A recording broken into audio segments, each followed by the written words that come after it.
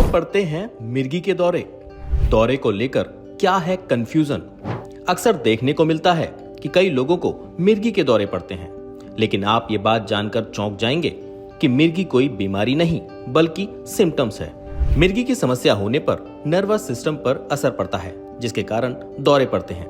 दौरे के कारण इंसान में कुछ समय तक अनकंट्रोल्ड एक्टिविटी होती है। मिर्गी की समस्या को लेकर हर साल 17 नवंबर को नेशनल एपिलेप्सी अवेयरनेस डे मनाया जाता है। आखिर क्यों पड़ते हैं मिर्गी के दौरे?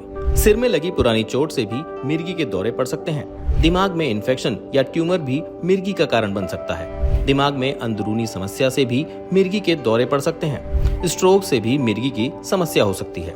मिर्गी की इस समस्या को लेकर लोगों के दिमाग में कई तरह के कंफ्यूजन या भ्रांतियां होती हैं। इस कंफ्यूजन को दूर करने के लिए हम फेलिक्स हॉस्पिटल गए, जहां हमारी मुलाकात न्यूरोलॉजिस्ट डॉक्टर अनुमेहा मिश्रा से हुई।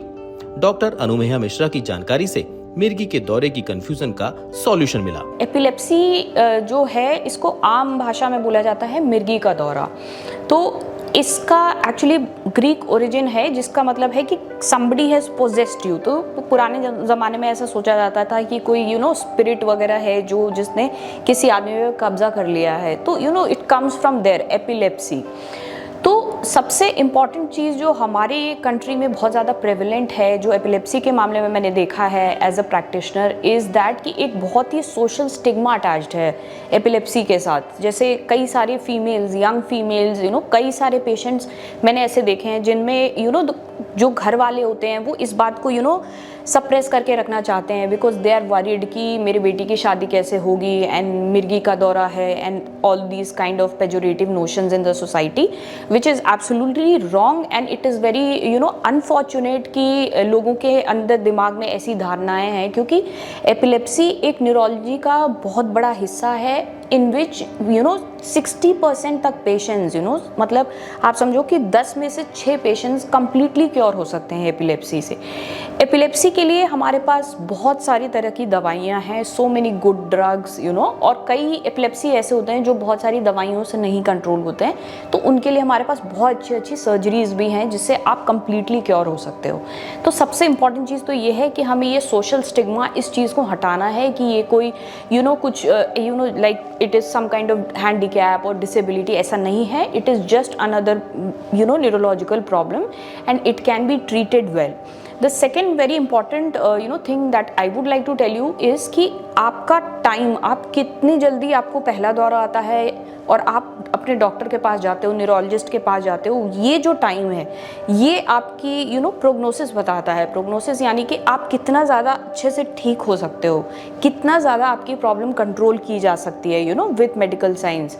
तो आपको क्या करना है, जब भी किसी को दौरा आता है, आपके आसपास वालों को या आपको आता है, तो आपको फटाफट से न्यूरोलॉजिकल केयर रिसीव करनी है। इसके बाद the third thing that I would like to say is कि एक मिर्गी का दौरा होता है जो कि बहुत सीवियर होता है, जिसमें मतलब आप जिन लोगों ने पहले नहीं देखा है वो देखते हैं तो वो डर भी जाते हैं कि बहुत ज़्यादा हाथ पैर टाइट हो जाते हैं, गर्दन एक साइड घूम जाती है, आपके मुंह से फ्रॉदिंग होने लग जाती है। कई बार आप अपने कपड़ों में ही डिफिकेट कर देते हो, यूरिनेट कर देते हो, आपको पता नहीं चलता है। तो ये तो एक टाइप का दौरा होता है जिसको हम बड़ी वाली मिर्गी का दौरा बोलते हैं। बट स्पेशली छोटे बच्चे जो होते हैं, specially less than 10 years old जो होते हैं, ये हमें बहुत बार पता नहीं होता है कि उनको बहुत सारे तरह की एपिलेप्सीज आती हैं। बेसिकली ऐसा हो सकता है कि कोई बच्चा जैसे पढ़ने में बहुत अच्छा है और वो स्कूल जा रहा है, स्कूल में टीचर देख रहे हैं कि वो बार बार स्टेयर कर रहा है, मतलब ब्लैक बोर्ड है या खिड़की के बाहर है, वो एक जगह देख रहा है और उसको आप आवाज़ दे रहे हो तो वो सुन नहीं रहा है। उसकी पढ़ाई गड़बड़ हो रही है, फर्स्ट आता था बट अभी धीरे धीरे करके नीचे जा रहा है एंड थिंग्स लाइक दैट। तो बच्चों में इस तरह की एपिलेप्सी जो होती है वो बहुत कॉमन होती है इनको। और कई बार होता है कि जैसे जो लोग वैक्सीनेशंस नहीं करवाते हैं, ठीक से टीका वगैरह नहीं लगवाते हैं, उनको भी ये प्रॉब्लम्स होती हैं। Now I would like to say something about some drugs in epilepsy. तो इसमें हमारे पास ना बहुत सारी दवाइयाँ अवेलेबल हैं एंड जितना वर्क इसमें हो रहा है उतना वर्क शायद ही किसी और न्यूरोलॉजिकल फील्ड में हो रहा है। लेकिन एक इम्पॉर्टेंट चीज़ है कि हमें जानना चाहिए, हमें पता होना चाहिए कि क्योंकि कोई भी आप एलोपैथिक मेडिसिन लोगे तो आपको उसके साइड इफ़ेक्ट्स भी फेस करने पड़ेंगे।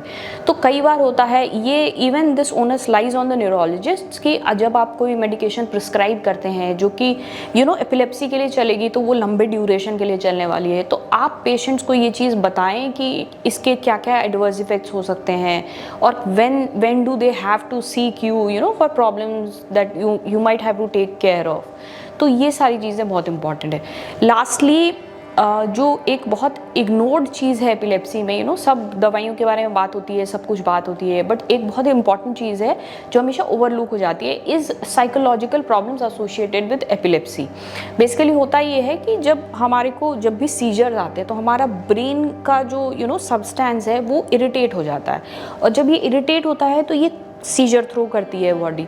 लेकिन इससे क्या होता है, बहुत सारे साइकियाट्रिक प्रॉब्लम्स भी हैं जो पेशेंट को हो सकते हैं अलग से विद सीजर्स, जैसे कि आपको एंजाइटी हो सकती है, आपको ऑब्सेसिव कंपल्सिव डिसऑर्डर्स हो सकता है, आपको सीवियर डिप्रेशन हो सकता है, आपको इरिटेबिलिटी इश्यूज हो सकते हैं। तो यूजुअली ये पाया गया है कि एपिलेप्सी पेशेंट्स में ये सारी प्रॉब्लम्स देखने को मिलती हैं। तो अगर आपको ऐसी कोई प्रॉब्लम हो रही है तो please you just be very transparent and very honest, straight forward with your neurologist.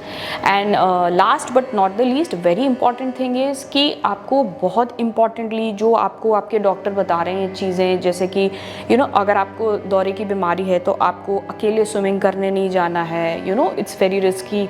आप ड्राइविंग अवॉइड करो जितना कर सकते हो, especially if you are driving heavy utility vehicles and things like that, क्योंकि आपको अगर सीजर पड़ेगा तो प्रॉब्लम हो सकती है। Then you have to never leave your medications, कि एक भी डोज आपको मिस नहीं करनी है without seeking permission from your doctor. आपको बिल्कुल ऐसा नहीं करना है, क्योंकि बड़ी मुश्किल से ये कंट्रोल होती है, और आप एक भी डोज मिस करोगे तो आपको फिर से ब्रेक थ्रू सीजर्स आ सकते हैं।